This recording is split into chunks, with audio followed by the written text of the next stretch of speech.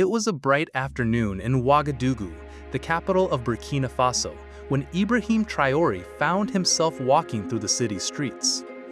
Despite being the head of state, he often enjoyed moving among the people, observing life at its rawest form. The sounds of traffic, children's laughter, and vendors calling out their goods filled the air, blending into the rhythm of daily life. As he approached the busy corner near a car wash, Ibrahim slowed his pace. Something unusual caught his attention. An elderly man bent over, scrubbing the hood of a dusty car. The man's posture, his movements, even the way he wiped the sweat from his forehead seemed strangely familiar. Ibrahim's heart stirred with a feeling he couldn't ignore. He stopped in his tracks. For a brief moment, time seemed to stand still. The man bent over the car was not just a stranger working for a few coins. He was someone from Ibrahim's past, someone who had shaped his path to becoming who he was today. The realization hit Ibrahim hard. The man was none other than his old football coach, a figure who had once been a symbol of strength, discipline, and encouragement. Years ago, this man had pushed Ibrahim to work harder, dream bigger, and believe in himself when others doubted him. But now, here he was, washing cars on the street, struggling under the sun. His clothes were worn, his hands rough and cracked from labor, his body bent with exhaustion. The contrast between the past and present was almost unbearable to witness. Ibrahim's chest tightened. Leaders are often trained to remain composed in the face of crisis, yet this personal revelation shook him to his core. He could hardly believe that the man who had taught him resilience and perseverance was now reduced to such circumstances. In that moment, Ibrahim's mind traveled back to his teenage years. He could still hear the coach's voice echoing across the football field, urging him to run faster, to never give up, and to hold his head high no matter the score. Those lessons had followed him beyond the pitch. They had become guiding principles in his life. He remembered the long training sessions under the scorching sun, when his body ached and his spirit faltered. It was his coach who stood by him, reminding him that greatness required struggle. Without those lessons, Ibrahim knew he might never have developed the strength to one day lead his people. Now, looking at the same man bent over a car with a rag in hand, Ibrahim felt a wave of gratitude mixed with sorrow. Life was often unpredictable, and fate did not always reward those who gave so much of themselves to others. The sight of his coach in such conditions was more than just shocking. It was heartbreaking. Once a man who commanded respect and admiration, he now lived in obscurity, his talents and sacrifices forgotten by most. The man who had once been a hero to his players had quietly become invisible to society. The coach's face carried the weight of years of struggle. Lines etched deep into his skin spoke of hardships endured, of dreams deferred, and of battles fought silently without applause. Every brush of his rag against the car was a reminder of how quickly fortunes could change. Ibrahim stood rooted to the spot, torn between approaching immediately and taking a moment to collect himself. He realized that life often tested its greatest warriors not on the battlefield, but in the quiet corners of survival. As Ibrahim watched his old coach, he couldn't help but reflect on the irony of the situation. Here he was, a leader admired for his courage and vision, standing before the very man who had once shaped his resilience. Yet that man was now struggling to survive. The circle of life had brought them together in the most unexpected way.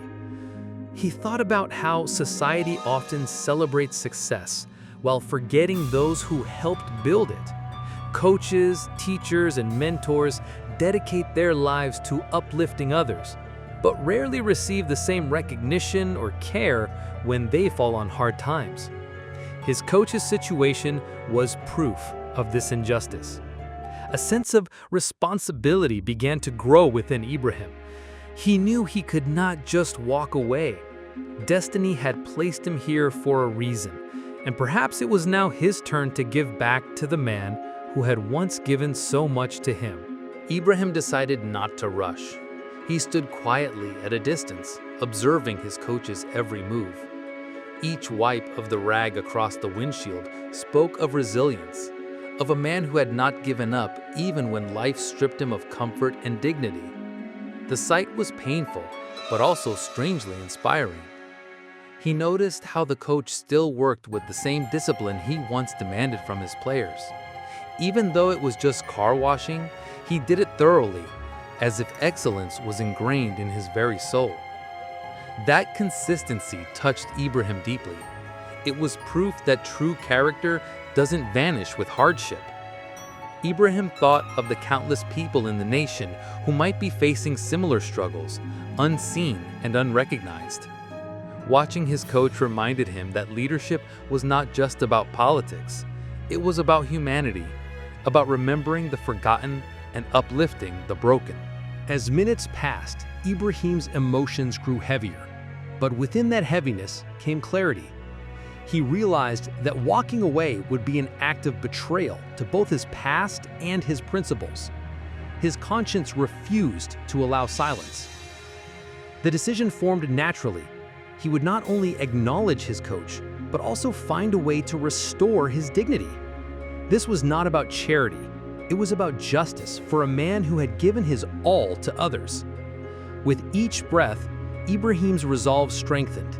He knew that sometimes the smallest decisions, like choosing to stop and help, could ripple into something far greater than one imagined. Gathering his courage, Ibrahim approached the car wash slowly. His footsteps were steady, though his heart beat faster than usual. As he got closer, he could see his coach's face more clearly, lined with fatigue yet marked by the same stern determination he remembered from years ago. "Coach," Ibrahim spoke softly, almost testing the word. The man looked up, squinting in the sunlight. At first, there was no recognition, just confusion at why a stranger in fine clothes was addressing him. But Ibrahim smiled warmly, lowering his tone. "It's me, Traoré." The coach's hands froze in midair. His eyes widened, scanning the young man before him. A flicker of realization began to dawn. For a moment, silence stretched between them. The coach blinked rapidly, wiping his hands on his faded shirt as if trying to process what he was seeing. "Traoré?" he whispered, almost disbelieving his own words. Recognition spread across his face like sunrise breaking through clouds. His mouth trembled as he muttered, "The boy who never stopped running. The boy who always pushed harder." It was as if decades of memories rushed back to him all at once. Ibrahim stepped forward, and the coach's sternness melted away. His eyes grew misty, overwhelmed by the fact that the young boy he once trained was now standing before him. Not just any man, but the leader of the nation. The coach dropped the rag and reached out with trembling arms. Ibrahim embraced him tightly, no longer caring about appearances or the curious eyes of passers-by. It was a reunion of souls, a meeting of past and present in the most humbling way. Tears streamed down the coach's face as he patted Ibrahim's back. "I always knew you'd go far," he whispered, voice breaking, "but I never imagined you'd remember me." His humility pierced Ibrahim's heart. Ibrahim pulled back gently and looked his coach in the eyes. "How could I ever forget the man who taught me to never give up," he said firmly. In that moment, the busy street around them faded away, and only the bond of gratitude and respect remained. After the embrace, the coach slowly sat on a wooden stool beside the car he had been cleaning. His eyes, though filled with warmth, carried a shadow of sadness. Ibrahim could see that behind his smile lay years of unspoken suffering. The coach confessed that life had taken a harsh turn. After retirement from sports, he had struggled to find stability. Promises of support had faded, jobs were scarce, and illness had drained his savings. The car wash was his last option to survive with dignity, even if it meant being unnoticed by the world. Hearing this, Ibrahim's heart grew heavier. He realized that the man who had once built champions was now fighting silently against poverty, his sacrifices forgotten by society. Instead of rushing to speak, Ibrahim simply listened. He let his coach's words flow without interruption, knowing that sometimes listening is the greatest gift one can offer. His silence was filled with respect, not pity. The coach spoke about nights of hunger, about the humiliation of being ignored by those who once sought his guidance, and about the pain of watching his legacy fade into dust. Yet, he never complained. His voice carried resilience, not bitterness. Ibrahim realized that his coach had always been a warrior. Even in suffering, he remained dignified, refusing to surrender to despair. That resilience only deepened Ibrahim's respect for him. As the coach finished, Ibrahim remembered moments from his youth. He recalled how, on days he wanted to quit football, the coach had stayed late after practice, encouraging him. He remembered how the coach bought footballs with his own money when the team had none. Gratitude surged within him like a wave. Without this man, he might never have developed the persistence and courage that carried him through life's toughest battles. Even his journey into leadership bore traces of the coach's teachings. Looking at his coach now, Ibrahim thought, this man gave so much, yet the world gave him so little in return. It's time to change that. Ibrahim quietly made a vow in his heart. He would not let this story end in silence. The man who had once lifted him must now be lifted by him. This was no longer just about gratitude. It was about justice and honor. He resolved to use his influence not only to help his coach, but also to remind the nation of the value of mentors. Too often, society forgets those who shape the leaders of tomorrow. Ibrahim promised himself that his coach would never feel forgotten again. In that moment, a seed of purpose grew inside him. He understood that destiny had led him here for a reason, and he would not ignore its call. Ibrahim placed his hand gently on his coach's shoulder and said, "You taught me that dignity is not in what we own, but in how we live. Washing cars does not make you lesser. In fact, it shows your strength. You never gave up." The coach's eyes welled up again, this time not just with sorrow, but with pride. No one had spoken to him like that in years. For the first time in a long time, he felt seen, not as a struggling man, but as the mentor and warrior he truly was. In that quiet corner of the street, Ibrahim gave his coach back something priceless, dignity. And with it came hope, both for the coach and for Ibrahim himself, as he prepared for what he knew he must do next. That night, Ibrahim sat alone in his study, reflecting on the meeting with his coach. The image of the man bent over scrubbing cars would not leave his mind. He knew he had to act quickly before despair consumed the coach completely. He began sketching ideas on paper. How could he not only help his coach, but also highlight his sacrifices to the nation? Ibrahim realized this was bigger than one man's story. It was about recognizing all forgotten mentors who had shaped lives but were left behind. Determined, he drafted a plan, a national initiative that would honor coaches, teachers, and mentors who had dedicated their lives to others. His coach would be the first face of this movement. The following week, Ibrahim held a press conference. Cameras flashed as he stepped up to the podium, but his words were far from the usual political statements. He spoke from the heart about a man who once shaped his life. "I met my old coach," he began, "a man who once inspired me, who taught me discipline and courage. Today, he washes cars to survive. But to me, he remains a hero." The room grew silent, the journalists hanging on his every word. Ibrahim announced a new program to honor and support mentors across the nation, starting with his coach. His words carried weight, not just as a leader, but as a man of gratitude. The story spread like wildfire. Newspapers, television, and social media were filled with images of the humble coach and the president who never forgot him. People across Burkina Faso were touched deeply by the sincerity of Ibrahim's gesture. Messages of support poured in.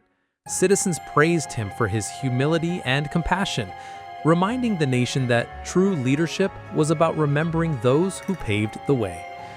Many admitted they, too, had forgotten their own mentors. For the first time in years, a wave of unity and compassion swept through the people.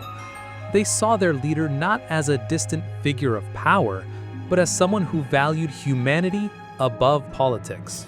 As the story grew, former players trained by the coach came forward.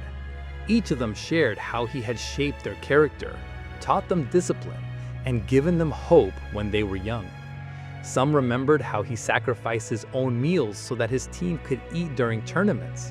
Others spoke of how he repaired worn-out football shoes with his own hands so no player would feel left out. The testimonies painted a picture of a man whose influence went beyond sports. He was a father figure, a teacher, and a moral guide for an entire generation. Inspired by these stories, Ibrahim knew this was only the beginning. He realized that many unsung heroes in the nation lived in silence, forgotten by society. His coach's story was a spark, a chance to bring lasting change. He called for the creation of a national day dedicated to honoring mentors and teachers. Schools and communities were invited to share stories of those who had shaped their lives. The nation began to awaken to the power of gratitude. What began as one emotional encounter was now blossoming into a movement that reminded people to look back and honor the hands that lifted them. To further support his coach, Ibrahim organized a public fundraiser. The event was held in the National Stadium, a symbolic place where the coach had once trained young athletes. Thousands gathered, not only to donate, but also to celebrate the man whose teachings had rippled across the country. Former players, teachers, and even strangers contributed what they could. The atmosphere was electric. People weren't just giving money, they were giving recognition, love, and respect. The coach was no longer invisible. The fundraiser surpassed every expectation. Donations poured in not just from Burkina Faso, but also from Africans abroad who were moved by the story. Wealthy businessmen, farmers, students, all gave something. By the end of the event, enough funds had been raised to ensure the coach would never have to struggle again. But what touched him most was not the money. It was the love and recognition he received from the people.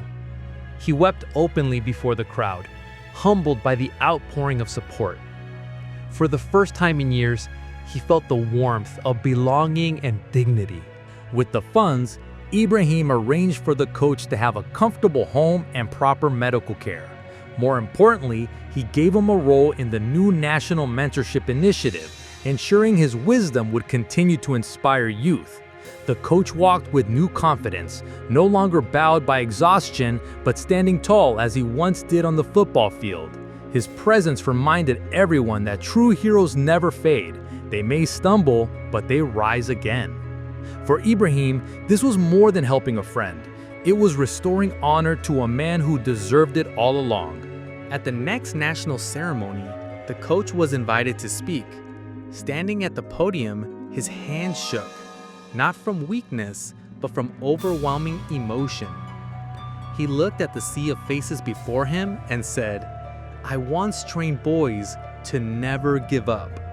Today, I see that one of those boys became a leader who never forgot his roots." His voice cracked, and the audience grew silent. Tears rolled down his cheeks as he thanked Ibrahim and the people for giving him back his dignity. In that moment, the entire nation felt the power of gratitude and compassion. The coach's story spread into schools, homes, and workplaces. Parents used it to teach their children about respect and gratitude. Teachers reminded students to never forget those who guided them. The nation began to reflect on how often people overlook mentors, elders, and guides who quietly shaped their lives. Ibrahim's gesture had rekindled a collective sense of responsibility. It became clear, honoring those who give selflessly was not an act of charity, but of justice and humanity. News outlets beyond Burkina Faso picked up the story. African countries and even nations across the world praised Ibrahim for his humility and compassion. Commentators said this was a rare example of leadership rooted not in power, but in gratitude. Leaders elsewhere were encouraged to reflect on their own journeys and the people who had shaped them. The story became a symbol of Pan-African pride, showing that Africa's strength lay not only in its resources, but in its values of respect and humanity. Within Burkina Faso, Ibrahim's reputation grew even stronger. People began to see him not just as a political leader, but as a role model for integrity and gratitude. Parents encouraged their children to follow his example, never to forget their teachers, coaches, or elders who paved the way. Youth groups adopted the motto, "Remember your roots," as a tribute to Ibrahim's actions. Leadership, people realized, was not about titles or speeches. It was about actions that spoke to the heart. With his dignity restored, the coach embraced his new role as a mentor once again. He began visiting schools and sports clubs, sharing lessons not only about football, but about resilience, humility, and courage. Young athletes listened eagerly, inspired by his journey. They realized that being strong was not just about winning games, but about enduring hardships with dignity. The coach's life had come full circle, from training boys on dusty fields to inspiring an entire nation with his story. The impact of Ibrahim's actions rippled through the nation. People began honoring their mentors, organizing small ceremonies in villages and towns to recognize teachers, coaches, and elders. Communities grew closer as gratitude became a shared value.